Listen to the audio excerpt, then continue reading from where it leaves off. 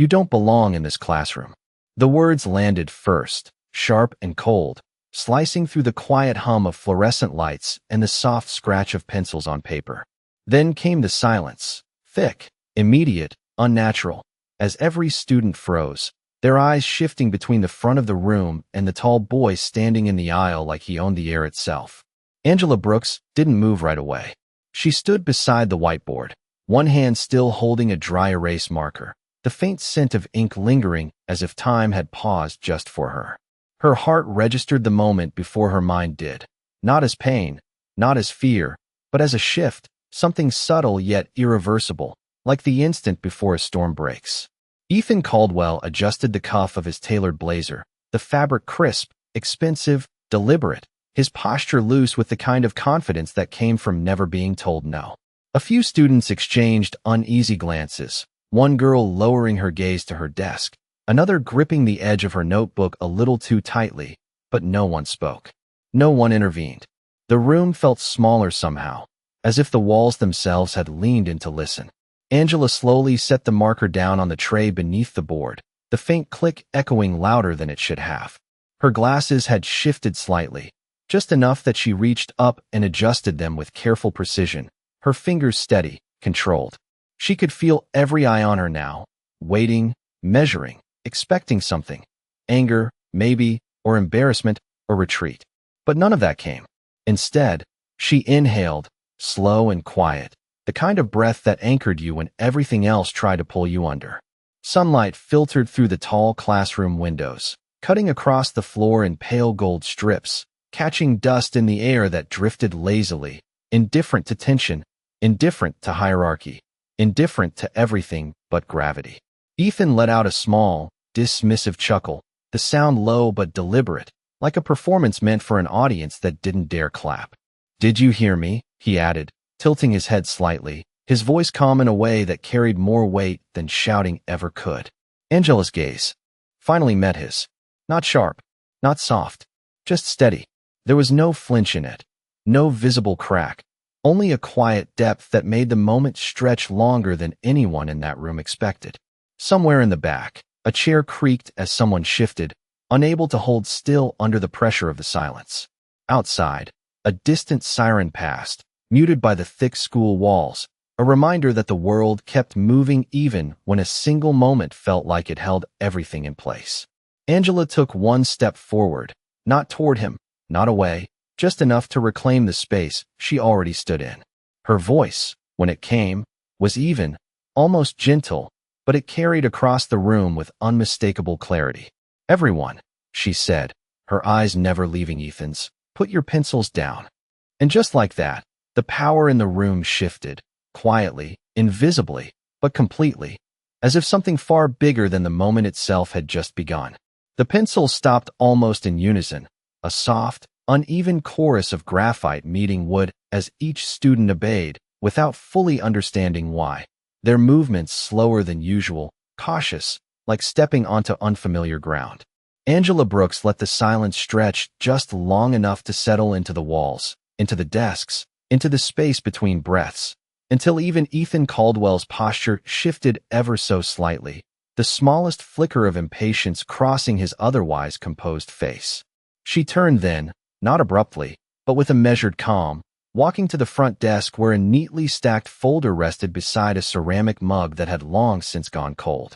The faint scent of coffee lingered, bitter and grounding. Her fingers brushed the edge of the folder, aligning it with the corner of the desk with quiet precision, a habit built from years of holding order together in rooms that often leaned toward chaos. No one spoke. Not the student in the second row who had witnessed everything with wide, unblinking eyes. Not the boy near the window who usually whispered jokes under his breath. Not even Ethan, whose presence still filled the room like a weight pressing down on every surface. Angela's voice came again, steady, unhurried. "Class is dismissed early today." "Hey." Ripple moved through the room, subtle but undeniable. Chairs shifted, backpacks sipped. Yet no one stood immediately, as if they were waiting for permission beyond the words themselves. Angela gave a small nod, and that was enough.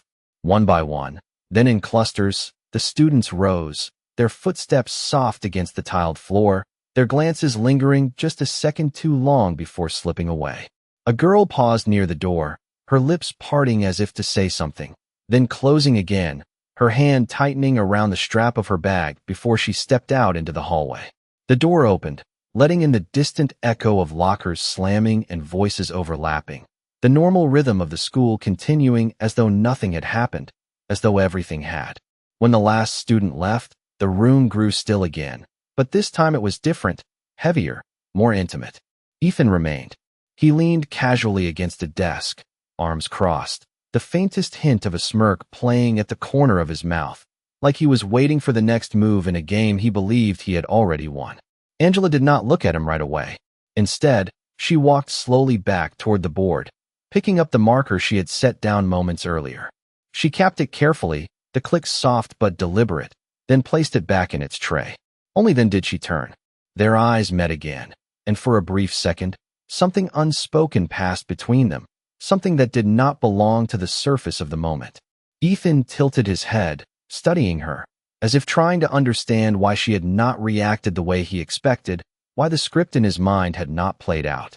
"That is it," he said, his tone light, almost amused. "No lecture." Angela's expression did not change. "You are free to go, Ethan." There was no edge in her voice, no raised volume, no visible challenge, and yet the words carried a quiet finality that did not invite negotiation. For the first time, his smile faltered, just slightly, like a reflection disturbed by a ripple.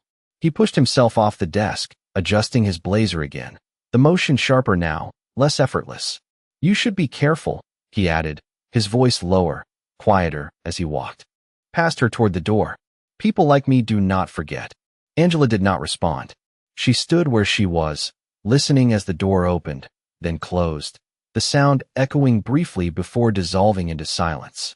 The classroom seemed larger now, emptier, the rows of desks stretching out in quiet order beneath the pale afternoon light. Angela exhaled slowly, the breath she had been holding finally releasing, not as relief, but as acknowledgement. She reached into the drawer of her desk and pulled out a small, worn notebook, its edges softened from years of use. She opened it to a marked page, her handwriting neat, precise, a list of dates, notes, observations. Her pen hovered for just a moment above the paper, then moved, adding one more line, deliberate and exact. Outside, the sky had shifted, clouds gathering in slow layers, dimming the sunlight into something cooler, more restrained. Angela closed the notebook gently, her hand resting on its cover for a second longer than necessary. The room was silent again, but this time, it did not feel like an ending.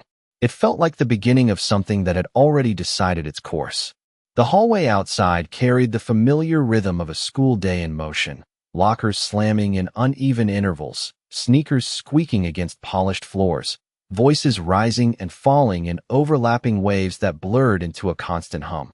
But inside the administrative wing, everything felt quieter, tighter, as if the air itself had been filtered through expectation and control.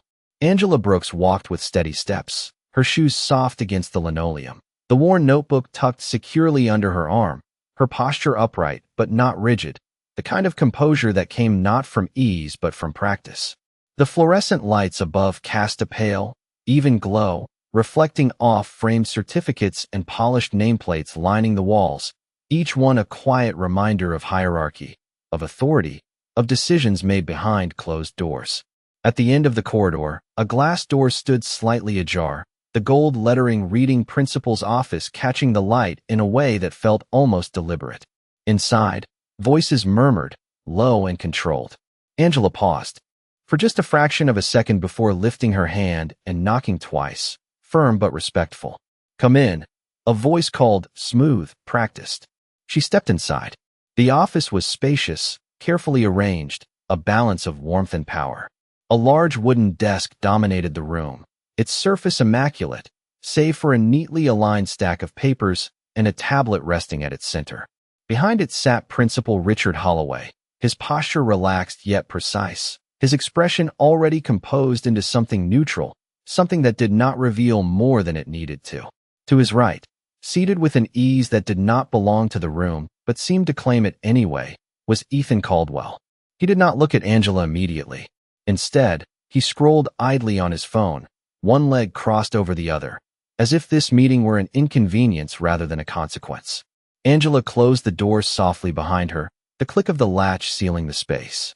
The sound lingered for a moment, then faded into the quiet. "Ms. Brooks," Principal Holloway began, folding his hands together on the desk, his tone measured, almost sympathetic. "Please have a seat." Angela did not rush. She stepped forward and sat in the chair across from him, placing her notebook gently on her lap, her fingers resting lightly on its cover. From this angle, she could see the faint reflection of the window behind her mirrored in the polished surface of the desk, the sky outside now dimmer, clouds thickening, pressing the daylight into a softer gray. Ethan finally looked up. His gaze moved over her with casual indifference, then settled into something sharper, more curious, as if he were still trying to solve a puzzle that refused to fit. Principal Holloway cleared his throat. "There has been an incident," he said, choosing each word carefully, "and we would like to address it promptly and, ideally, quietly." The last word hung in the air a moment longer than the others. Angela did not respond right away. She listened, the way she always did, not just to the words, but to what shaped them, to what was left unsaid. "Ethan comes from a family that has been very supportive of this institution," the principal continued, his voice smooth, almost rehearsed. "We value that relationship." A faint pause. "We also value our faculty." The balance in his tone was deliberate, but the weight of it leaned in one direction. Angela's gaze shifted briefly to the edge of the desk where a framed photograph stood, showing Principal Holloway shaking hands with a man in a tailored suit, both smiling for the camera, both aware of the moment's significance. The man in the photograph looked familiar. Wealth had a way of repeating itself in faces. "I am sure we can find a way to resolve this without unnecessary escalation," Holloway added, leaning back slightly, as if the solution were already within reach, if only she would accept it. Ethan's lips curved faintly, not quite a smile, more like a quiet confirmation. Angela's fingers pressed gently against the notebook on her lap, feeling the slight texture of its worn cover beneath her skin. She could hear the faint hum of the air conditioning vent above, steady, indifferent, constant. For a moment, no one spoke. Then Angela lifted her gaze, meeting the principal's eyes first, then Ethan's, her expression calm, composed, unchanged. "I understand," she said, her voice even, carrying no resistance and no agreement, just clarity. And in that stillness, something shifted again, subtle but unmistakable, like a line being drawn where none had been acknowledged before. Principal Holloway gave a small, almost relieved nod, as if Angela's calm response had confirmed the outcome he had already anticipated, his fingers tapping lightly once against the polished wood before settling again. "Good," he said, his voice smoothing over the tension like a practiced hand over wrinkled fabric. "Then we are aligned." The word lingered, deliberate, carefully chosen. Angela did not move.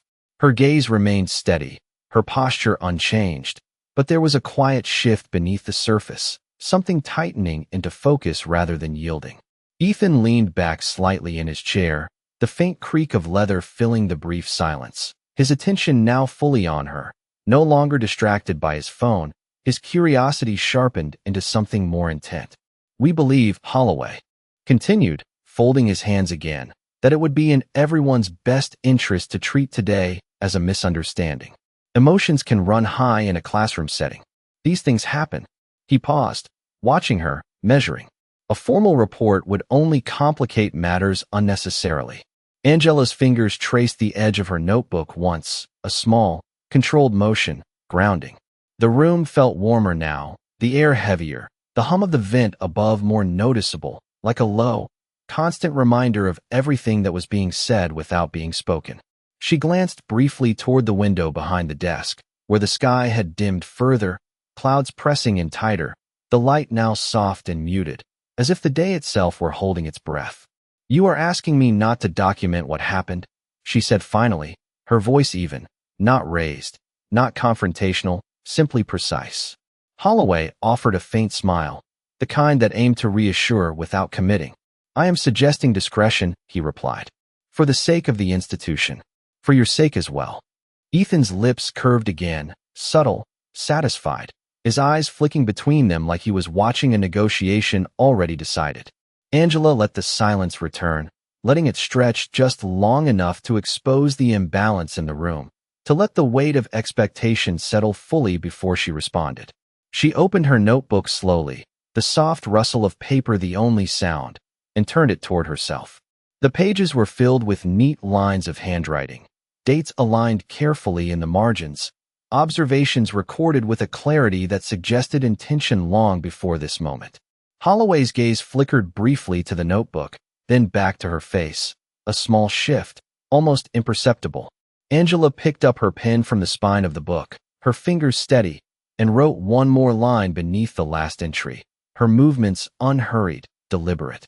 The ink settled into the page with quiet finality. Ethan's expression changed, just slightly, the confidence in his posture tightening into something less certain, as if the simplicity of the act had introduced a variable he had not accounted for. Angela closed the notebook gently and placed the pen back along its edge, aligning it with care. Only then did she lift her eyes again. "I understand the importance of discretion," she said, her tone calm, almost reflective. A brief pause. "I also understand the importance of record." The words did not rise, did not sharpen, but they held, steady and immovable. Holloway's smile faltered for the first time, the edges of it pulling back just enough to reveal the calculation beneath, his fingers pressing together more tightly now. The room felt smaller again, the space between them narrowing, not physically, but in something less visible, less negotiable. Ethan shifted in his seat, uncrossing his leg, then crossing it again, the motion no longer effortless.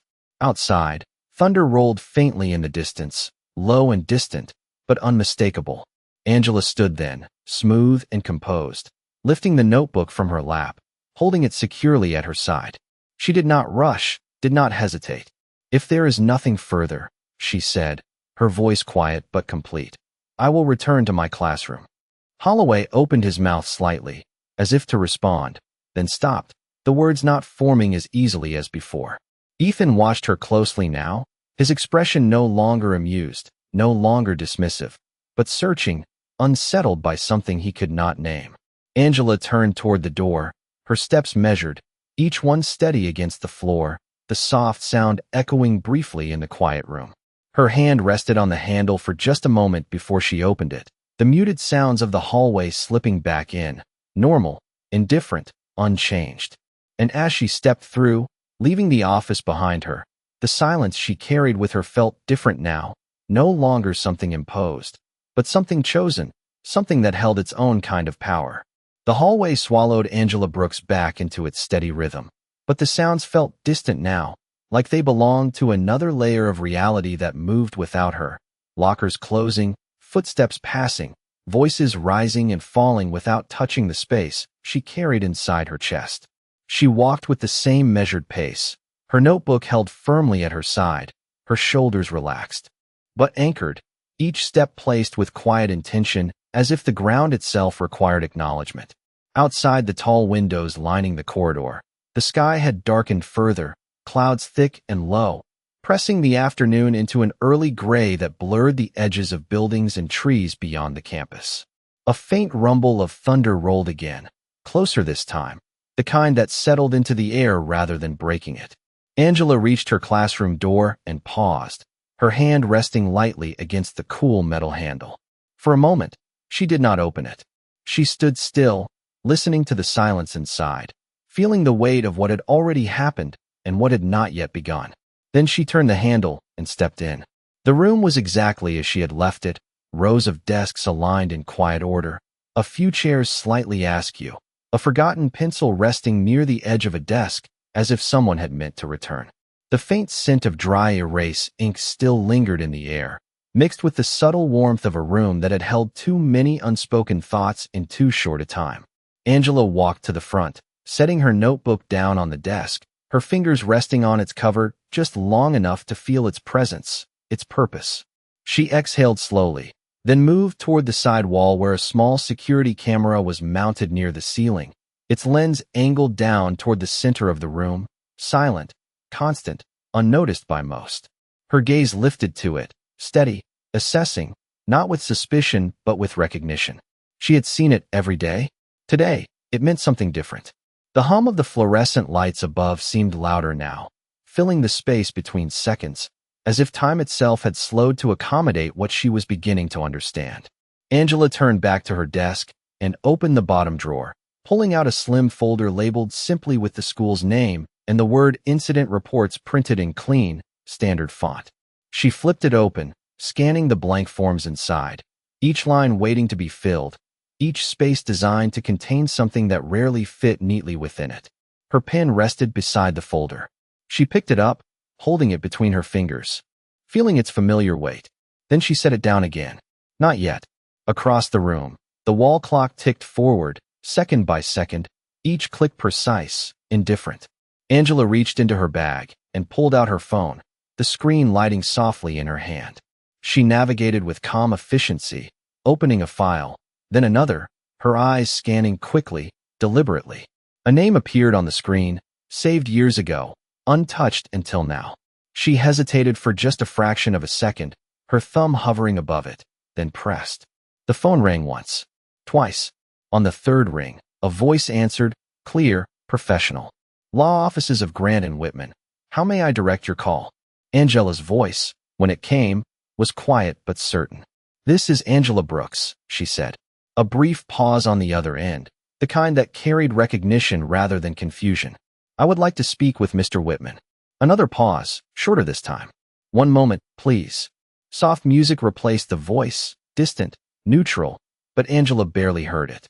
Her gaze had shifted again, back toward the classroom, toward the desks, the board, the space where everything had changed without asking permission. The line clicked, and a new voice came through, older, measured, carrying a depth shaped by years of decisions. Angela. The voice said, not a question, but acknowledgement. Angela's grip on the phone steadied. Hello, Mr. Whitman, she replied. There was no rush in her tone, no hesitation left. I need your counsel. Outside, the first drops of rain began to tap softly against the windows, light at first, then steadier, marking the moment with a quiet persistence. Inside the room, nothing moved, nothing shifted, and yet everything had already begun. The rain settled into a steady rhythm against the classroom windows, each drop tracing a quiet path down the glass, blurring the outside world into softened shapes and muted colors, as if the storm itself had chosen to shield what was unfolding inside. Angela Brooks stood near her desk, the phone still in her hand. The call now ended, but its weight lingering in the silence that followed. The hum of the fluorescent lights blended with the rain, creating a low, constant backdrop that filled the space without demanding attention. She set the phone down carefully beside the open folder, aligning it with the edge of the desk out of habit, her movements precise, controlled, intentional. For a moment, she did nothing else. Her gaze drifted across the room, over the empty chairs, the scattered pencils, the faint smudge on the whiteboard that had not been fully erased. Every detail felt sharper now, more defined, as if the stillness had amplified everything that remained. She reached into her bag again and pulled out a thin envelope, its edges slightly worn, the paper inside folded with care. The return address in the corner was printed in small, clean letters, Cambridge, Massachusetts. Angela held it for a moment before opening it, her fingers steady as she unfolded the single sheet inside. The letter was simple, formal, dated years ago, but the words carried a weight that had never faded. Harvard Law School. Offer of admission.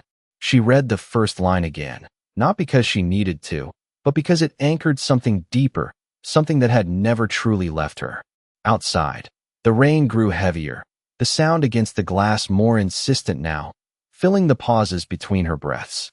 Angela folded the letter back along its original crease and placed it gently on the desk beside the folder, the two documents resting side by side, past and present aligned in quiet symmetry. The clock on the wall ticked forward, each second measured, deliberate, as if marking a threshold rather than passing time. She moved then, pulling out the chair behind her desk and sitting down, her posture upright, her shoulders relaxed but firm. The folder lay open in front of her, the blank report still waiting. This time, when she picked up the pen, she did not hesitate.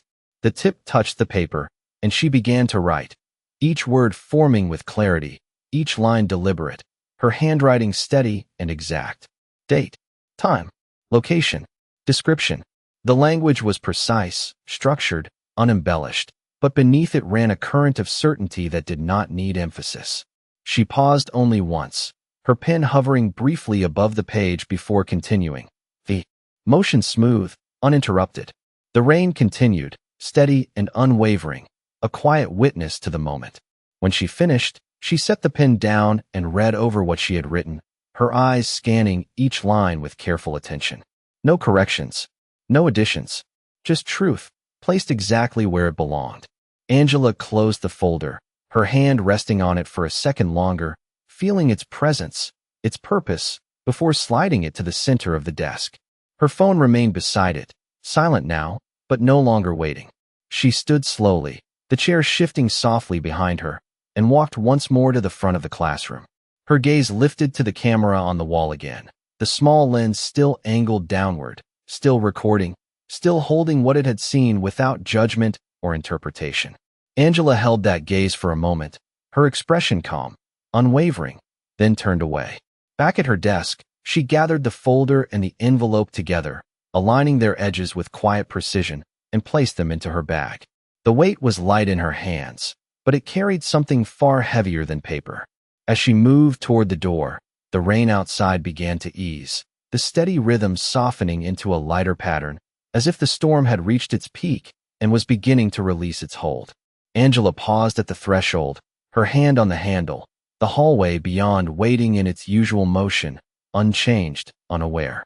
She opened the door and stepped out, her pace measured, her direction clear. Behind her, the classroom remained still, but the silence it held was no longer empty. It was resolved, defined, and moving forward with her into whatever came next. The next morning arrived without ceremony, the sky washed clean by the night's rain, leaving behind a pale, steady light that stretched across the city in quiet contrast to what had already been set in motion. Angela Brooks stood at the edge of the courthouse steps, the wide stone structure rising above her with a kind of still authority that did not need to announce itself. The air carried a faint chill, just under 60 degrees, enough to make each breath feel sharp and present. People moved around her and measured. Routines, briefcases in hand, voices low, footsteps purposeful, each person absorbed in their own orbit, unaware of the moment gathering just a few feet away. Angela adjusted the strap of her bag slightly on her shoulder, the folder inside resting flat against her side, its edges aligned, its contents complete. Her gaze lifted toward the tall glass doors ahead, their reflective surface catching fragments of the world behind her, passing cars, shifting clouds, a figure standing still while everything else moved. She did not rush. She stepped forward, her shoes meeting the stone with quiet certainty, each step carrying the same calm precision she had held since the classroom, since the office, since the moment everything had shifted without asking permission. Inside, the courthouse felt different, the air cooler, quieter, layered with the soft echoes of conversations and the distant rhythm of proceedings unfolding behind closed doors. A clerk sat behind a long counter, typing steadily, the sound of keys filling the space in a consistent pattern. Angela approached, her posture upright, her expression composed. "Good morning," she said, her voice even, clear. The clerk looked up, offering a brief, professional nod. "Good morning. How can I help you?" Angela reached into her bag and removed the folder, placing it gently on the counter, aligning it with the edge as she had done before. "I need to file a civil complaint," she said. The words were simple, but they settled into the space with quiet weight. The clerk's fingers paused above the keyboard for just a second before continuing, more attentive now. "Do you have representation?" Angela's gaze did not shift. "Yes," she replied, "but I will be listed as co-counsel." The clerk glanced at the top page, scanning the heading, then looked back up, a flicker of recognition passing through her expression, subtle but present. "All right," she said, her tone adjusting, more formal now. "Let me process this for you." Papers moved. Stamps pressed down with soft, final clicks. The sound echoed lightly against the polished floors, each mark sealing something that could not be undone. Angela stood still, her hands resting lightly against the counter, her fingers relaxed, her breathing steady. Across the room, a television mounted high on the wall played a muted news broadcast, captions scrolling across the bottom of the screen. A headline shifted into view, bold, concise. Local school incident under review. The words passed quickly, replaced by another story, but the moment lingered. The clerk slid a stamped copy of the filing back toward her. "You are all set," she said. "Case number is listed here. You will receive further notice within 5 business days." Angela nodded once. "Thank you." She gathered the documents, aligning them carefully before placing them back into her bag. As she turned to leave, the glass doors ahead reflected her again. But this time the image felt different, not because of what had changed outside, but because of what had settled within. She stepped forward, pushing the door open, the cool air meeting her face as she walked back into the morning light. Across the street, a black sedan slowed briefly at the curb, its tinted windows revealing nothing of who sat inside. But the presence lingered, watching, calculating, adjusting. Somewhere else in the city, a phone rang, then another, conversations beginning, names being mentioned, numbers being calculated in quiet, urgent tones. And in the center of it all, Angela Brooks walked down the steps without hesitation, her pace steady, her direction clear, as the first real consequence of the previous day moved beyond silence and into something the world could no longer ignore. The news did not arrive all at once, but in waves, quiet at first, then impossible to ignore, spreading through hallways, screens, and conversations that carried just a little too far. By mid-morning, the school felt different, not louder, but sharper, as if every sound had edges now. Teachers spoke in lower tones. Students glanced at their phones more often than usual, their expressions shifting from curiosity to something closer to disbelief. In the administrative office, the television that had once played background noise now held everyone's attention, the muted broadcast displaying a headline that no longer scrolled away. Civil complaint filed against local school and student. Beneath it, smaller text detailed what had been set in motion, numbers included, precise and undeniable. Principal Richard Holloway stood near the screen, his posture no longer relaxed, his hands clasped behind his back in a way that suggested control but revealed tension. A bead of sweat traced slowly along his temple before disappearing beneath his collar. He did not wipe it away. Across the room, a staff member lowered her voice as she spoke into a phone, her words quick, careful, measured, as if every sentence had to pass through an invisible filter before being allowed to exist. The air felt tighter, the space smaller, the consequences closer. Elsewhere, in a large office lined with floor-to-ceiling windows overlooking the city, Ethan Caldwell stood with his back to the glass, the skyline stretching behind him in muted gray tones. His phone rested in his hand, the screen still lit from the last message he had read. The name at the top was not one he ignored. His jaw tightened slightly, the first visible fracture in the ease he usually carried. Across from him, his father, Jonathan Caldwell, stood beside a polished desk, his presence commanding without movement, his expression controlled in a way that made the silence between them feel heavier than any raised voice could. "You did not tell me everything," his father said, his tone calm, but stripped of warmth, each word placed with exact intention. Ethan did not respond immediately. For once, there was no quick answer, no deflection, no confidence to lean on. The room held its breath. Jonathan Caldwell stepped forward slightly, his gaze steady, unyielding. "Do you understand what has been filed?" he continued. "This is not a school matter anymore." He gestured toward the phone in Ethan's hand. "This is legal, public, permanent." The words settled into the space with quiet finality. Ethan glanced down at the screen again, his reflection faintly visible in the glass behind it, distorted by the angle, unfamiliar. Somewhere in that reflection, the certainty he had carried the day before no longer aligned with what he saw now. Back at the school, Angela Brooks walked through the hallway with the same measured pace, her presence unchanged, her expression calm, but the space around her reacted differently now. Conversations paused as she passed. Eyes followed, some filled with quiet respect, others with uncertainty, a few with something closer to realization. No one spoke to her directly, but the silence itself had shifted, no longer dismissive, no longer indifferent, but aware. She reached her classroom and stepped inside, the room greeting her with the same stillness, the same order, but it felt lighter now, as if something that had once pressed down on it had lifted. She placed her bag on the desk and removed the stamped documents, aligning them carefully as she had done before, her fingers steady, her movements deliberate. The clock on the wall ticked forward, marking time not as something passing, but as something unfolding. Outside, the clouds began to part, thin streaks of sunlight breaking through, catching the edges of the windows and reflecting softly across the floor. Across the city, calls continued, strategies formed, statements prepared, but within the quiet boundaries of the classroom, Angela stood still for a moment, her gaze resting on the space she had reclaimed not with volume, but with certainty. And somewhere between the fading storm and the rising light, the balance that had once leaned so heavily in one direction had begun, quietly but unmistakably, to shift. The courtroom did not feel dramatic when it happened. No raised voices, no sudden movements, just a quiet unfolding of consequence that settled into every corner of the space with steady, undeniable weight. Sunlight filtered through the tall windows in long, pale beams, catching the polished wood of the benches and the edges of neatly stacked files, illuminating dust that drifted slowly, untouched by urgency.